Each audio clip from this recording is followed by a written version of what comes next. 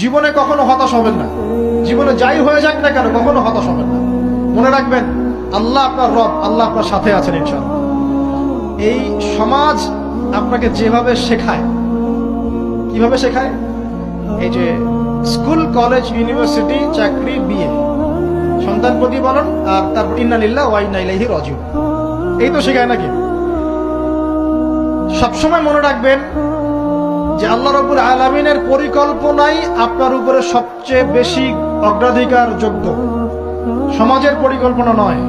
পরিবার আপনাকে চাপ দিচ্ছে, চাকরি পাস না, পড়াশোনা করিস না, হ্যাঁ পড়াশোনায় কেন তুই 80 নম্বর পাইলি না, কেন চান্স পেলি না, কবে চাকরি পাবি, কবে আমাদেরকে দেখবি, খাওয়াবি, পড়াবি, এই যে চাপগুলো চারপাশ থেকে আসে কিনা, এতে করে অনেক যুবক দেখা যায় মাদকাসক্ত হয়, অনেকে দেখা যায় আত্মহত্যা করছে, ইদানিং করছে কিনা ভাই?